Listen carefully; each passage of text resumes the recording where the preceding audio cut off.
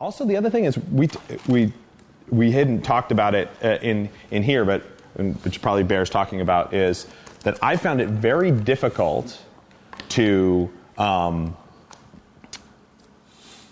reward speed, differential speed in the dog, and have them understand that concept. So let's talk about like fast sits, right? So out of motion exercises and shots, and we're always working on speeding up the sits, right? And if your dog sits decently versus sits really fast, and you reward the really fast one but not the decent one, right? The dog doesn't know the difference, in my opinion. The dog doesn't know that they sat a little faster that time. That's why they got rewarded.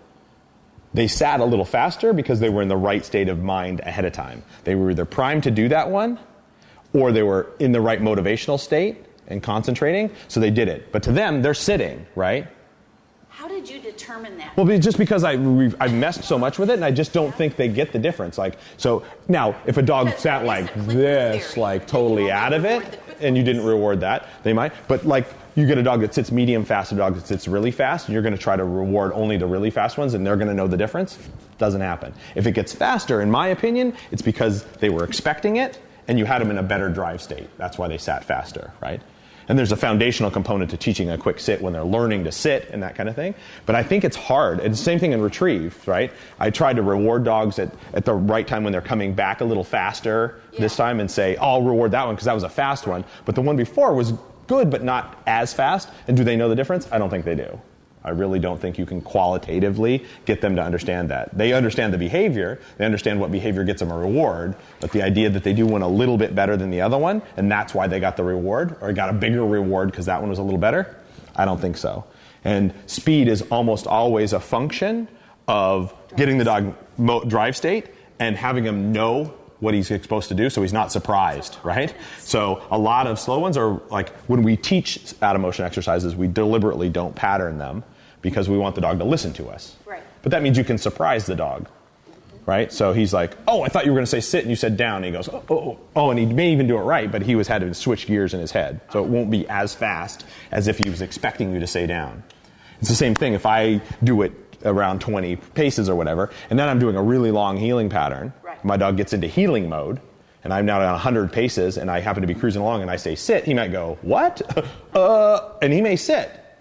But he may go like, you never say sit when I was heeling, right? I'm in that mode. So they have to kind of expect it if you want it to be really fast, to some degree. And you have to have them in the right emotional state, right? So that's why people pattern that so much to make speed. So the dog knows what's coming, and boom, they're ready for it when it comes, and then they can physically do it, right? Like somebody will say, I want my dog to sit faster. I'm like, your dog can't sit faster, right? His brain down his spinal cord to his butt does not go that fast. Yeah. Just like people, right? Like there's some people that can do it and some that can't, right? And we put all kinds of crazy pressure on dogs to try to do something that sometimes they're not physically capable of doing, which is patently unfair. And that's a judgment call, but it's a difficult one. Yeah. Experiences can be wonderful. And one of the places that I saw it really dramatically is when I first started teaching motion exercises. I'd go and do a motion exercise, and the dog would do it a certain thing. With Pi, I used to do, when I first started teaching him again, because I hadn't really taught them out of motion. I'd basically taught positions, and I'd taught game stuff, and I'd messed around with different things, so he knew the words really well, right. And I could stand on one foot and hop up and down, and he would do them, right? So he got the idea. So when I went into motion, he just did them, right, more or less. Like, right. He had already had enough different things, so he just did them.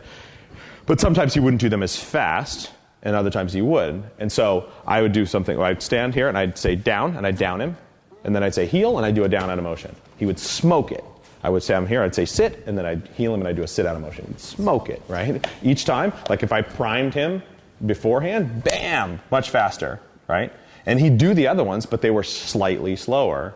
And so I'm saying like, and I could not reward those slightly slower ones, or reward him, and it didn't make any difference. But if he knew what was coming, and he was in the right drive state, bang, right? And I think that I see that a lot. Like if the dog's in the right place, then they'll do it. If they're capable of doing it, they'll do it that way. If they're not, then there's a processing time that has to happen. They have to hear it, go, oh, I was expecting you to say this, change their mind, make their body do it. And some dogs, I think most dogs can't, right? And so in sendaways and recalls and things like that, it's the same. Like if the dog's coming really fast and I mark that, Did it understand that because they accelerated a little bit there, that's why what they got rewarded for? And I'm not so sure. I'm not so sure they do, right? I think more like if I've taught them to come and they've gotten lots of rewards for it and I've increased the drive state and now they're in a good spot, they come fast, right? And I can't sort of go like, oh, you're running at 80%. Oh, look, you went up to 85, mark that. Now you're going to run at 85. I think that's hard. They don't get that. It's a little like jackpotting the idea, the same thing, right? I think the reason that it works if it works is because you just generally increase overall motivation.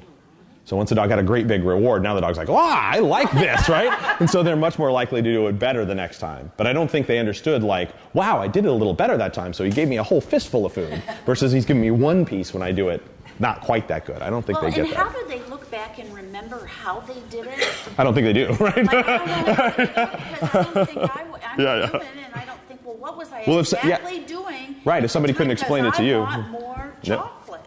Yep. Yeah, exactly. You wouldn't either. It's probably true. You wouldn't. We wouldn't either. So especially if somebody couldn't explain it to you, right?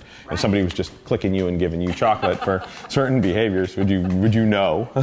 Hey, I was a little faster that time. That's why. So, anyway, yeah. When you're sendaways, you were saying that sometimes you'll repeat the command when there's a little bit of hesitation or confusion on the dog's part. Yeah. So actually, I do it.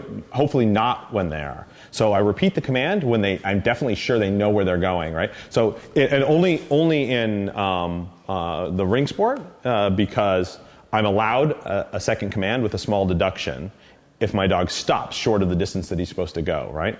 So in ring sport, the dog's headed out, and let's say he gets to a certain point and says, I don't think I'm going this way, right? And he hasn't crossed the line that he needs to cross for us to recall him. I'm allowed one supplementary command there, and I lose 2 points if I do, right? If I haven't done that in training, I say something, and he looks back at me, and he goes, what did you say? And he like comes back to me. He has no idea that it means to go on. So what I'll do some of is I'll send the dog, and when I know he's going to his target, I say, en avant, again, right? En avant, en avant. And boom, he goes in and drives into his target. So he's used to hearing me say it a second time as he's going forward, so it doesn't distract him. I don't want the first time to have him stop on the field and me say en avant again, and he's like, what are you talking about? So he's heard me repeat the command and been successful with it, so that if he does stop, I have a much better chance of kind of jump starting him to go forward and into that. The video from this newsletter came from the latest DVD that I'm producing with Michael Ellis, titled Training the Sendaway with Michael Ellis. This DVD will be finished in the first week of 2011, and we need a few days to prep it and send it off to get pressed, and then it'll be available for sale. It'll be the 5th training DVD that I've done in the series that I'm going to do with Michael Ellis. We're going to move into protection training DVDs after the send-away. If you own a dog training business, or if you're a competitor in any sport in dog training, I would recommend that you take a look at Michael's school in California. Go to his website, look at the list of classes that he has. Cindy's gone out there. I've been out there a couple of times. That's where this videotape came from. In my opinion, this is the best dog training school in America.